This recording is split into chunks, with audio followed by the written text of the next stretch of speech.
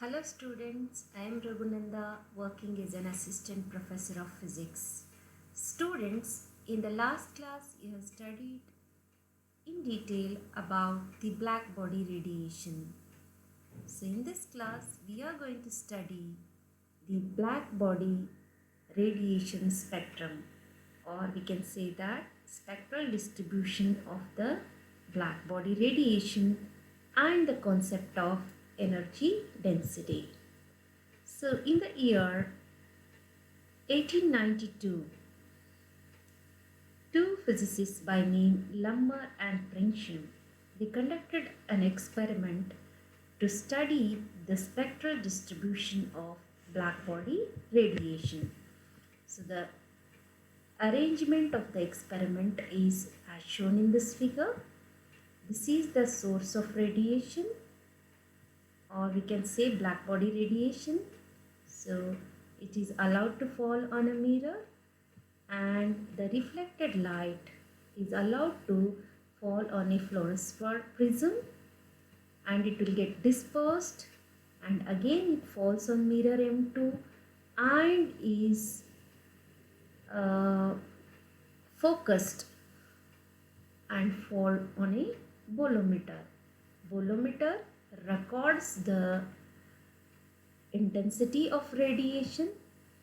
So the deflection in the galvanometer gives the intensity of the radiation, and when the prism is turned to different directions, the intensity corresponding to different wavelength is recorded, and the graph of intensity versus wavelength is plotted, which will be in this fashion. Okay, so this would be the graph. This is the graph of intensity versus wavelength of black body radiation. Okay, now if you see this spectrum, so what you observe is at a given temperature, say for example 1000 Kelvin.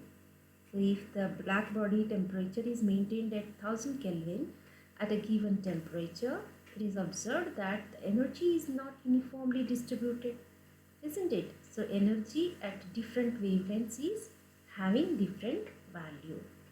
Now at a given temperature, the intensity of radiation increases with the increase in wavelength. At a particular wavelength, it will become maximum, and if the wavelength is further increased, the intensity of heat radiation decreases. So as we all know that black body is such an object which radiates the radiation of, or emits the radiations of all the wavelengths, but some of the radiations, they are minimum, or intensity of some of the radiations is observed to be minimum, and intensity of some other radiations will be maximum, and at a particular wavelength or specific wavelength, the intensity will become maximum, and that is known as the peak wavelength. Okay, next, the lambda m, that is the wavelength for which the intensity is maximum, decreases as the temperature increases, where lambda m is the wavelength for which the energy emitted is maximum. So you can see in this figure, so this curve for different higher temperatures, so you can see that the wavelength lambda m goes on, shifts towards the left side, isn't it? So it shows that when the temperature is increased, the lambda m value decreases. It shifts towards the left end of the plot. Okay, so that is why we can say that when lambda m increases, when temperature increases, lambda m value decreases. Hence, the product of the two will be constant. So, the energy emitted is maximum for a particular wavelength, isn't it? And it is observed that lambda m into T is equal to a constant. The point on the dotted line represents the lambda m at various temperature. This is known as Wien's displacement law. That is, the lambda m value will get displaced towards the left or towards the higher frequency side, isn't it? So that is how we can define Wien's displacement law.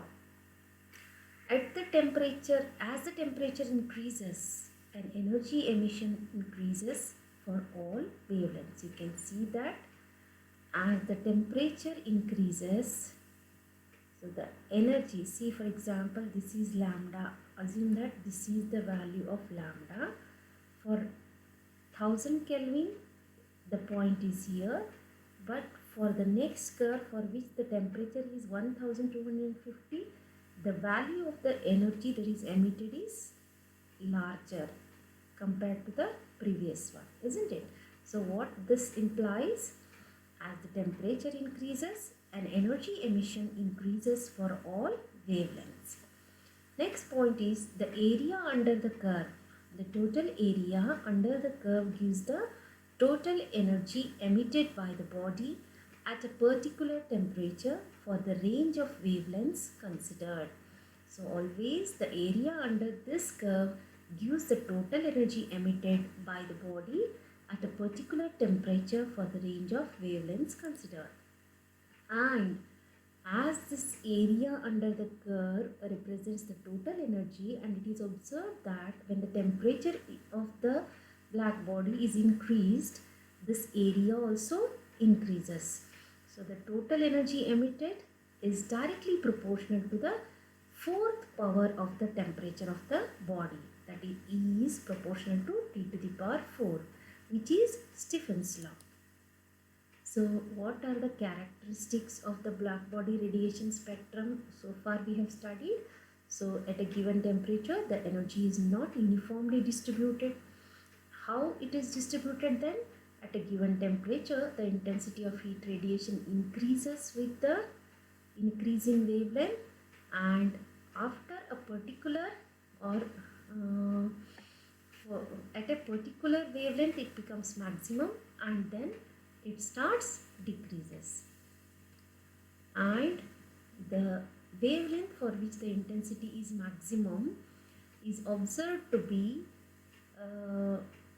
varies inversely with the absolute temperature, which is known as Wien's displacement law.